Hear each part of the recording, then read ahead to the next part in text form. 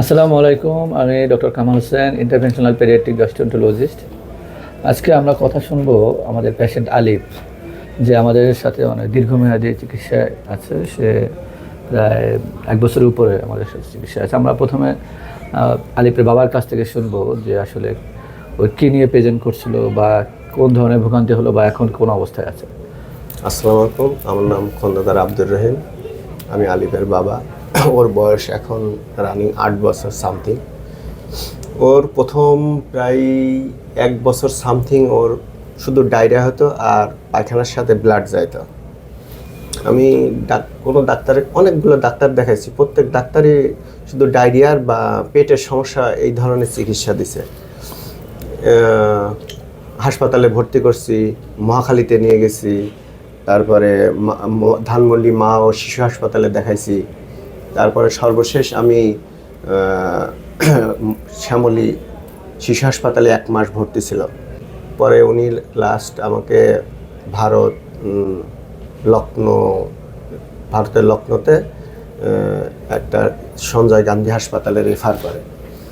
পরে আমি পাসপোর্ট করে সব কিছু রেডি করছি, কিন্তু ইন দ্য মিন টাইম আমার বোন বিআরবি হাসপাতালে চাকরি করে, উনি ডক্টর কামাল হোসেন স্যারের কাছে দেখানোর জন্য পরামর্শ দেয়। তখন কিন্তু আমার ভিসা টিসা সব কিছু করা রেডি। তখন এমন পর্যায়ে ওর বমির সাথে ব্লাড যাচ্ছিল, মানে না এটা বমির সাথে না, ব্লাডের সাথে বমি যাচ্ছিল। এত পরিমাণ ওর বমি হচ্ছিল, পায়খানার সাথে ব্লাড যাচ্ছিল, আবার বমির সাথে ব্লাড যাচ্ছিল। তখন খুবই অবস্থা খারাপ। তখন আমি প্লেনে ফ্লাই করার আগে তাহলে বিআরবিতে সুস্থ করি। আর আমার বোনের কথায়, আমার বোনের নাম লিপি, উনি বিআরবিতে জব করে। তখন স্যারের কথা বলে, তখন আমি বিআরবিতে ভর্তি করি। বিআরবিতে ভর্তি করার পরে স্যারের কথা বলে আমি বললাম তাহলে এখানেই চিকিৎসা করাবো। চিকিৎসা করানোর পরে প্রায় আজ 1 বছর সামথিং সে তখন টেস্টে ধরা পড়ে আইবিডি। আমি প্রায় 1 বছর চিকিৎসা নিচ্ছি।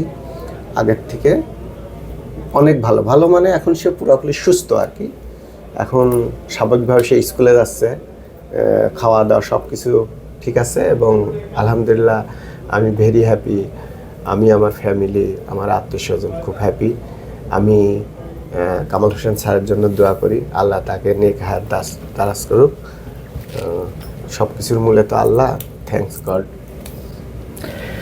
আলিফ আমাদের কাছে প্রথমে যে প্রেজেন্টেশন নিয়ে আসে, আমরা বিভিন্ন পরীক্ষা করে প্রথমে ওর কোলোনোস্কোপি সহ আমরা যে বিভিন্ন রিপোর্ট করলাম, তো ওই সময় প্রচুর পরিমাণ আলসার পাওয়া গেল।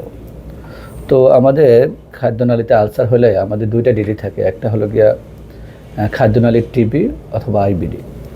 তো আমরা যখন ওখান থেকে টিস্যু নিলাম, টিস্যু নিয়ে যখন আমরা হিস্টোপ্যাথোলজি করলাম, তো প্রথমে আমাদেরকে টিবি বললো ওখান থেকে।